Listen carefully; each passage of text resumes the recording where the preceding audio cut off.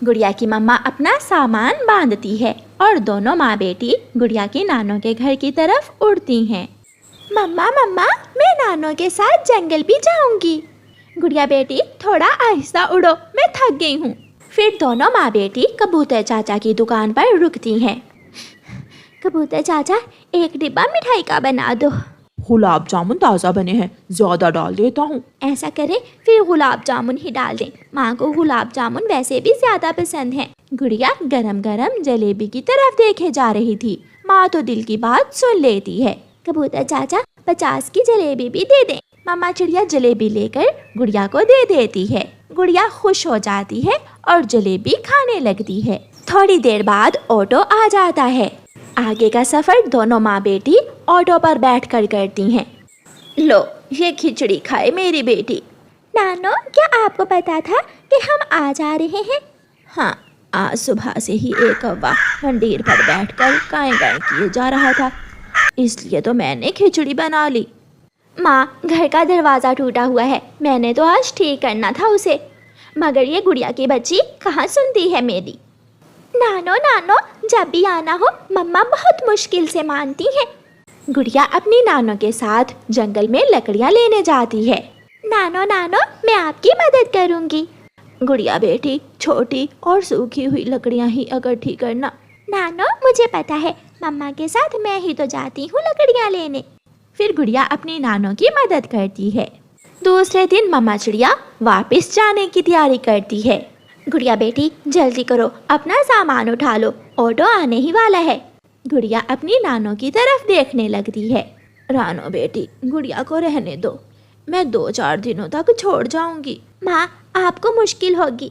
मम्मा आप जाइए, मैं नानो के साथ आ जाऊंगी, प्लीज मम्मा। गुड़िया की मम्मा मान जाती है और अकेली ही वापस चली जाती है। उस रात आसमान पर गहरे बादल थे। रात होते ही तेज बारिश शुरू हो जाती है और गुड़िया की नानो के घर की छत टपकने लगती है। गुड़िया बेटी, अपना घोंसला उठाकर दूसरी तरफ रख लो, मैं छत को ठीक करती हूँ। नानो नानो, मैं मदद करूँगी आपकी। नानो छत पर बैठ जाती है और गुड़िया पेड़ से पत्ते तोड़ तोड़ कर अपनी नानो को देती है। नानो वो पत्ते मजबूती से घर की छत पर लगाई जाती है। हो गया बेटा। नानो, अब यहाँ पानी नहीं आ रहा, मैं अपना घोंसला खिड़की के पास रख लूँ? हाँ हाँ, रख लो बेटी। सुबह हो जाती है। सारी रात बारिश में काम करती रहने की वजह से गुड़िया की बूढ़ी नानो को बुखार हो जाता है। गुड़िया बेटी, मुझे 1 गिलास पानी दो। नानो, ये ले पानी, मैं आपके लिए दवा लेकर आती हूँ। गुड़िया बेटी, आपको रास्तों का कैसे पता चलेगा? नानो, जब मैं पिछली बार आई थी तो खांसी की दवा लेने में गई तो थी आपके साथ। बड़े पेड़ के पास है बुलबुल डॉक्टर का घर, वहाँ संदूक से पैसे ले लो। गुड़िया संदूक से 100 रुपए लेती है और अपनी नानो का छाता लेकर घर से निकलती है। बारिश बहुत तेज थी, जंगल खाली था, कोई पक्षी जंगल में नहीं था सिवाय भूरे कौवे के, जो एक घने पेड़ पर बैठा हुआ था। भूरा कौवा गुड़िया को दूर से आती हुई देख लेता है। गुड़िया भूरे कौवे के पास से गुजर जाती है। आज तो पार्टी होगी, पार्टी। भूरा कौवा उड़ता है और सामने से जाकर गुड़िया को रोक लेता है। लो, ये पैसे मुझे दे दो। अच्छा, मेरी भी दादी बीमार है, मैंने भी अपनी दादी के लिए दवा लेनी है। भूरा कौवा गुड़िया से पैसे छीनकर भाग जाता है और गुड़िया बेचारी उसे जाता हुआ देखती रह जाती है। भूरा कौवा, गंदा कौवा, अब मैं अपनी नानो की दवा कैसे लूंगी? फिर गुड़िया को अपनी सहेली मीना का ख्याल आता है, जो उसी जंगल में रहती थी। गुड़िया वापस मुड़ती है और मीना के घर की तरफ जाती है। चाचा छमछम खिड़की में बैठा बारिश देख रहा था। अंकल अंकल, मीना का घर कहाँ है? मीना? कौन मीना? मैं नहीं जानता। उसकी माँ का नाम क्या है? उसकी मम्मा का नाम टीना है। अच्छा अच्छा, टीना की बेटी, वो सामने वाला घर उसी का है। गुड़िया अंकल छमछम को धन्यवाद बोलकर जाती और मीना के घर के दरवाजे पर दस्तक देती है। मीना की मम्मा दरवाजा खोलती है। आंटी, मीना घर में है? आप गुड़िया हो ना? हाँ आंटी, मैं मैं कल ही आई थी। जल्दी से अंदर आ जाओ बेटी। मीना की मम्मा गुड़िया को घर में ले जाती है। गुड़िया, गुड़िया मेरी सहेली, आप अचानक, और वो भी ऐसी बारिश में। दोनों सहेलियां आपस में गले मिलती हैं। मीना, मैं कल मम्मा के साथ आई थी, मुझे नानों ने रोक लिया। खूब घूमेंगे, झरने पर जाएंगे और फूलों के बाग में भी। मेरी नानों को बुखार है, मैं नानों की दवा लेने जा रही थी कि एक दुष्ट कौवे ने मेरे पैसे छीन लिए और मैं यहाँ आ गई। मीना की मम्मा समझ जाती है कि गुड़िया के पास अब अपनी नानों की दवा के लिए पैसे नहीं हैं। गुड़िया बेटी, ये लो पैसे, और मीना अपनी सहेली की मदद करो, साथ जाओ गुड़िया के दवा लेने। फिर गुड़िया और मीना दोनों एक साथ घर से निकलती हैं। मीना को शॉर्टकट रास्ते का पता था, इसलिए मीना गुड़िया को जल्दी ही बुलबुल के घर ले जाती है। गुड़िया बुलबुल डॉक्टर से अपनी नानों की दवा लेती है। गुड़िया, अब हम उस रास्ते से जाएंगी, यहाँ से आपकी नानों का घर थोड़ी ही दूर है। मैं तो हर बार ये वाला रास्ता भूल जाती हूँ। वो दोनों उड़ती हैं। तेज बारिश में गुड़िया और मीना को झाड़ियों से किसी की आवाज सुनाई देती है। बचाओ, बचाओ, मुझे बाहर निकालो, मुझे बचाओ। गुड़िया और मीना आवाज की दिशा में आती हैं, तो एक बड़ी डाल के नीचे वही कौवा दबा हुआ था जिसने गुड़िया से पैसे छीने थे। पास ही गुड़िया का 100 रुपए भी पड़ा था। मुझे बचा लो छोटी चिड़िया, मेरी मदद करो। मैं तुम्हारी मदद करूं ताकि कल तुम दोबारा किसी मजबूर से पैसे छीन लो और जुल्म करो। गुड़िया अपना 100 रुपए उठाती है और एक लकड़ी और उठाकर उस कौवे के ऊपर रख देती है। तुम्हारे जैसे बुरे पक्षियों के साथ ऐसा ही होना चाहिए। बाय। फिर गुड़िया और मीना हंसती हुई वहाँ से चली जाती हैं। घर जाकर गुड़िया अपनी नानों को दवा देती है। थोड़ी देर बाद गुड़िया की नानो ठीक हो जाती है। अब मैं जाऊँ सहेली? रुको मीना बेटी, आप दोनों सहेलियाँ बारिश देखो, तब तक मैं आपके लिए मीठा हलवा बनाती हूँ। फिर दोनों सहेलियाँ मीना और गुड़िया छाता लेकर घर के बाहर बैठ जाती हैं और ढेर सारी बातें करती हैं। तोते और तोती का एक छोटा सा बच्चा था। मम्मा तोती और पापा तोता अपने बेटे से बहुत प्यार करते थे। मेरे बच्चे, मैं और आपकी मम्मा दाना लेने जा रहे हैं, घर में ही रहना और हमारा इंतजार करना। मैं अपने बेटे के लिए लाल मिर्ची लाऊंगी। मैं आपका इंतजार करूंगा, जल्दी लौट कर आना। दोनों मम्मा पापा अपने बेटे के लिए भोजन लेने घर से निकलते हैं। आधे रास्ते में जाकर तेज बारिश शुरू हो जाती है। दोनों तोती और तोता बारिश से बचने के लिए एक पेड़ के नीचे बैठ जाते हैं। मुझे चिंता हो रही है, अगर ऐसी बारिश में हमारा बेटा घर से बाहर निकला तो भीग जाएगा।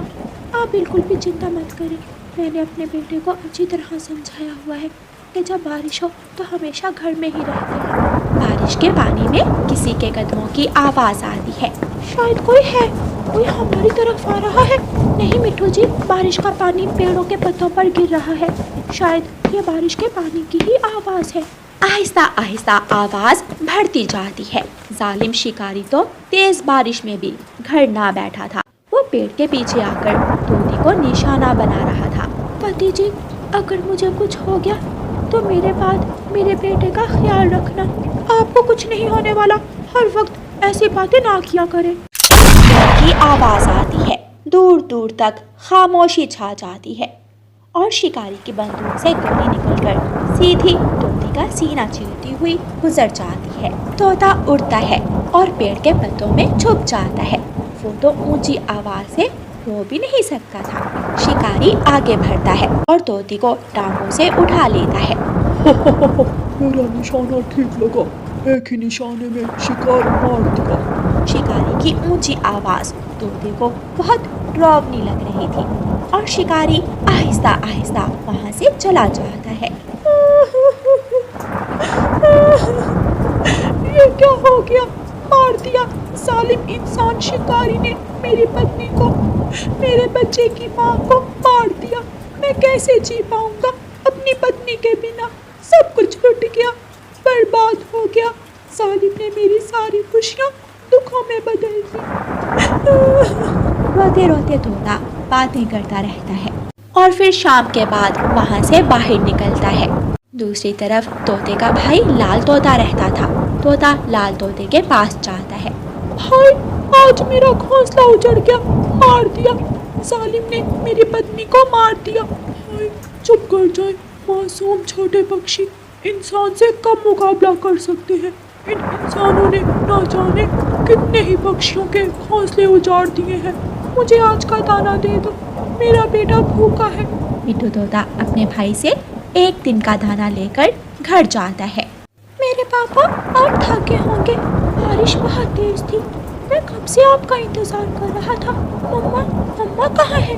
पिता तोता चुप था और उसकी आंखों से आंसू बह रहे थे। पिताजी, मेरी मम्मा क्यों नहीं आई? मम्मा कहाँ है? आपकी मम्मा को जालिम शिकारी ने मार दिया है। बेटा, अब आपकी मम्मा कभी लौट कर नहीं आएगी। गंदा गंदा शिकारी, उसने मेरी मम्मा को क्यों मारा? मेरी मम्मा ने उसका क्या बिगाड़ा था? ये इंसान हम पक्षियों से उनकी मम्मा को क्यों छीन लेते हैं? छोटा तोता रोता रहता है और उस रात वो दाना भी नहीं खाता। सुबह हो जाती है, आसमान साफ था, बारिश थम चुकी थी। रानो चिड़िया सुबह सवेरे तोते के घर आती है। मुझे तो कबूतर ने बताया कल हरियाली को जालिम इंसान ने मार दिया।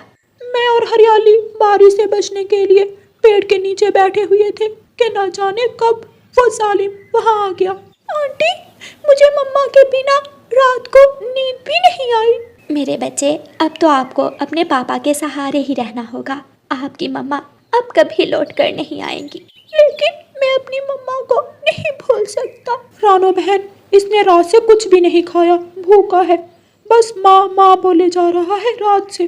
बेटा, अगर दाना नहीं खाओगे तो बीमार पड़ जाओगे, कमज़ोर हो जाओगे। जब तक मेरी मम्मा नहीं आएंगी मैं दाना नहीं खाऊंगा।